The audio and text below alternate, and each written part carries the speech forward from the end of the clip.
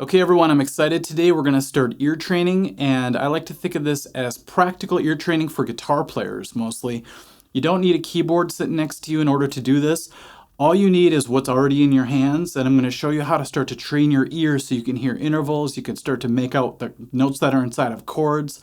It's a really great way to unlock your ear to be able to open yourself up to a bigger spectrum within the music world. I remember when I first started doing this, and all of a sudden I would hear a song and I'd go, oh, that's a fifth interval. I could just hear things all of a sudden. And it was kind of like studying a brand new language and listening to other people speak it and being able to pick out one or two things at first. And then later on, you're able to speak fluently, which is really nice. So all you're going to need today are three things. You're going to have to be able to play the chromatic scale, and I'll explain these a little bit, but a lot of these are covered in the main lesson area, so you can go there if you need to on the website. But we'll be talking about the chromatic scale that's moving up and down by half a step, and we're going to be talking about the major scale, and I'm also going to be referring to solfege, which the do, re, mi, fa, sol, la, ti, do aspect of, if you've ever studied that, you know what I'm talking about. I'll be mentioning that briefly as well. And then something that's going to be very helpful, especially when it comes to the PDF portion of the lesson, which I'll include on the website, is the ability to actually name the tones on all of the frets of the guitar.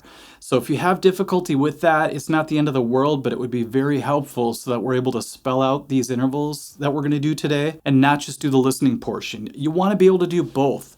Even though the video portion of this is going to be covering the listening aspect of it the most, and the PDF will cover all the technical stuff. But it's important to have that 1-2 punch. So today we're going to be talking about the distance between notes. We're going to be talking about the root note, and we're going to be going up scale degrees, but we're really going to be focusing on the 5th degree today. So let's start off by going up the major scale, and I'm going to be talking about scale degrees, but today we're going to isolate the 5th interval, okay? So let's start off by naming all of them first.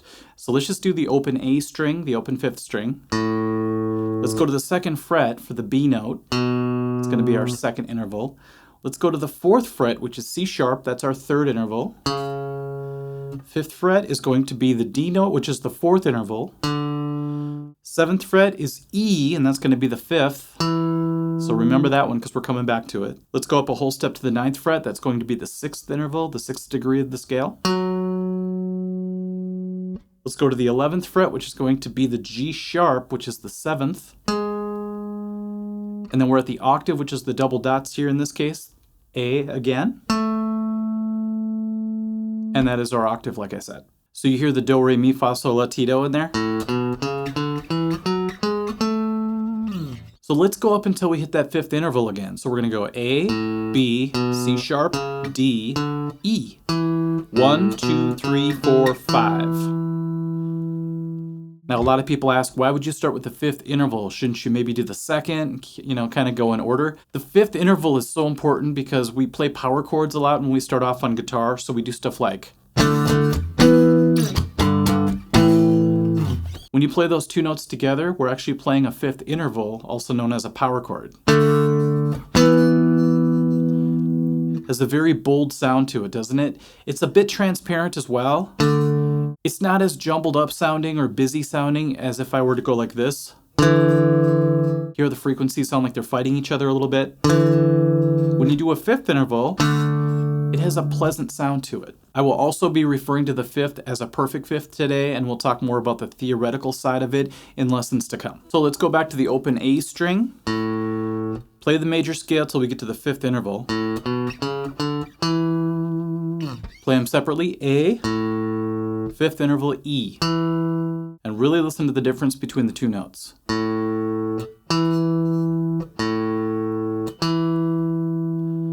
Now, if you're good at matching notes with your voice, be sure to do that as well. You can hum it, you could just say do or whatever you want, but it's a really good way to lock the sound into your mind if you do it that way as well. So sometimes I'll just kind of go into a weird trance and hit the A and just hum it for a long time. Just like, and then I'll go to the next note, E in this case, and I'll just be like, and I'll just hum that for a while, and I'll go back and forth. It's very helpful. Now, there is another way to arrive at this 5th interval using the chromatic scale. Remember, I was talking about going up a fret at a time or down a fret at a time.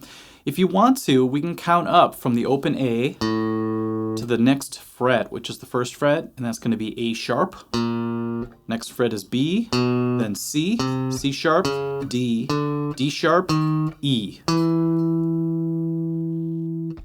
So you're actually counting up 7 half steps. And the reason I don't give you that as the first option is because then people think fifths and we're going up 7. It kind of gets confusing. So remember how we arrived at the 5th interval using the major scale. And then if you want to use the chromatic approach, go ahead. Now we're playing these separate, right? That's called playing it melodically. If you want to play it harmonically or at the same time, we can't do it on one string like this. So we're going to have to move this E note over to a different string. So let's move it over to the 4th string. It ends up being the 2nd fret. See how it's the same pitch?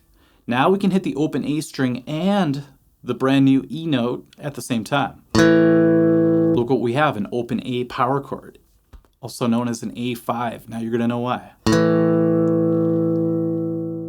So this is the sound of a perfect 5th interval going from the open A to the E.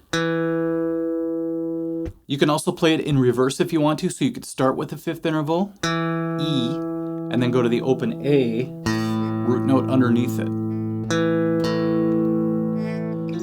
Now what a lot of people like to do, and what I did a lot in the beginning, was take a familiar melody that you know that starts off with a 5th so you could automatically hear it in your mind. So for me, I grew up watching movies like Top Gun. I always hear the Top Gun theme. I'll go like this.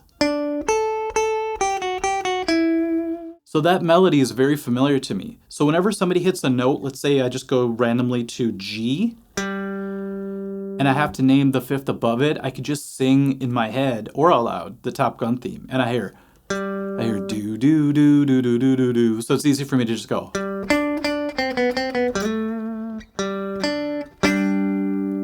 So the first 2 notes of that melody of the Top Gun theme is a 5th interval.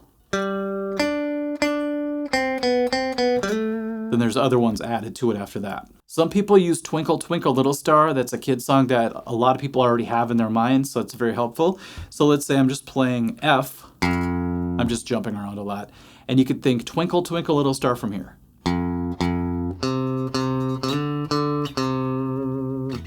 So you have a root note to a 5th.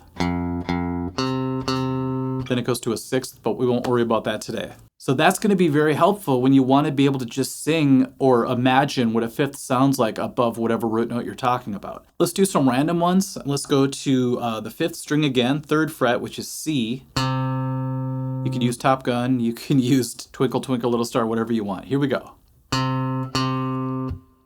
So that space allows you to hear the next tone, the 5th interval. Ready? Good. Now if you're in your head just going twinkle, twinkle, and you're just kind of singing it, that's fine. But then play it.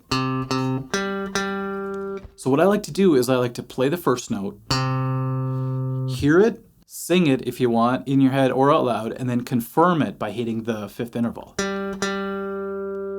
So the whole process goes like this.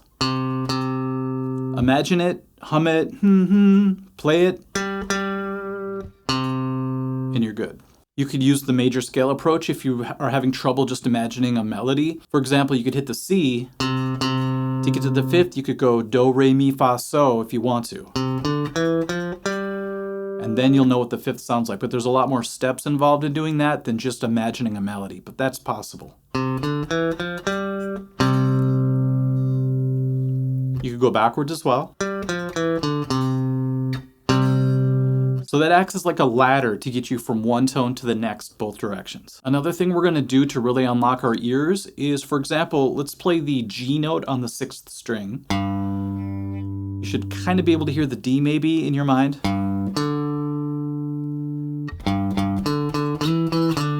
If you have to use that song. Okay, if we play the 2 notes together, you should be able to hear the lower tone and the higher tone independently, even if I play them at the same time. This might take a while, but here's a really good thing to practice. First, play the root note G. Keep hearing that while you add the 5th interval above it. Watch. There's the root. Even though I added the D with that, the 5th interval, I still could hear the G underneath it. It also helps to just hum the G while you play the D. It really keeps you on that note. Then when you could do that, switch over and hum the 5th interval or just hear it while you add the root note back to it.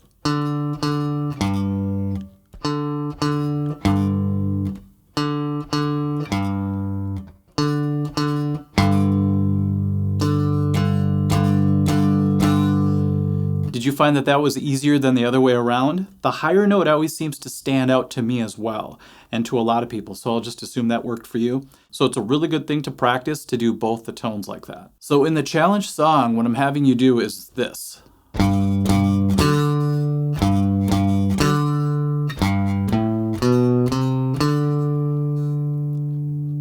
don't know if you've ever heard the Mr. Clean ad before, but I think that's the interval they use as well. So it goes G, G, D, G, G, D, then I walk up the scale from the root note to the fifth. And then I come back to the G. That way you get the backwards effect going from the fifth to the root as well. Then I repeat that again, and then I start to hit just power chords over and over again. And the reason I do that is so that the first two you could hear the low note. The next two you can hear the fifth interval, the higher note. So I want you to hum that while you're playing along if you can. And then the last two, just go back and forth. Low, high, low. And you might be thinking, well, Mike, you're playing the same power chord every single time. That's not the point. I'm making both tones available to you. You're the one who has to pull them out, whether it's singing along to it, or if you want to at first play the guitar single note-wise, that's fine too. So while I'm playing power chords, if you just want to hit the low G while that's happening so you can hear that tone, that's fine.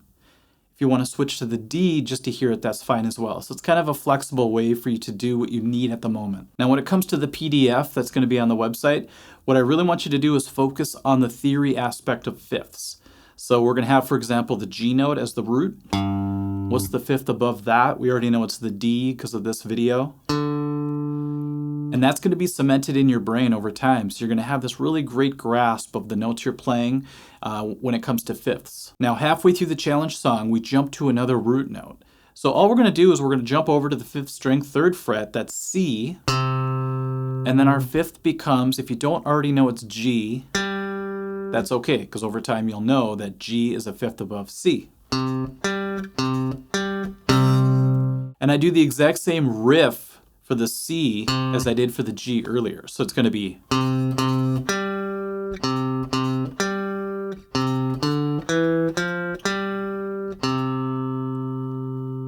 It's going to be great when you're trying to imagine what a fifth sounds like and you hear this challenge song in your head to help you out. See how you can almost hear it already?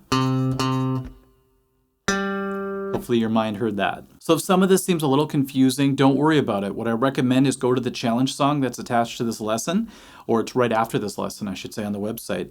Play along and really just listen to the different sounds that you're playing. So when you start off, you're going to be going like this. Remember, you can hum it if you want to, just to follow along. And if you play that for a while, you're going to find yourself afterwards, let's say you're just relaxing or watching TV or whatever, and you're just going to hear do, do, do, do, do, do. It's going to follow you around a little bit. You're going to have a good grasp of the perfect fifth interval. And like I said, you're going to hear some songs. You're going to recognize it in different things. So you're going to be like, oh, that melody starts with a fifth. Or, hey, that sounds like a power chord. Now I can make out the two notes that are actually inside the chord. It doesn't just sound like a big wall of vibrations anymore. You can actually pick out the individual sounds, the individual pitches. And if you're not quite there yet, it's okay. We'll get there. Okay, so we'll see all of you at the challenge song. I think you'll enjoy it. It's a fun way to really get this into your ear, and then you'll be ready for bigger things down the road, okay? All right, we'll see you there. Bye.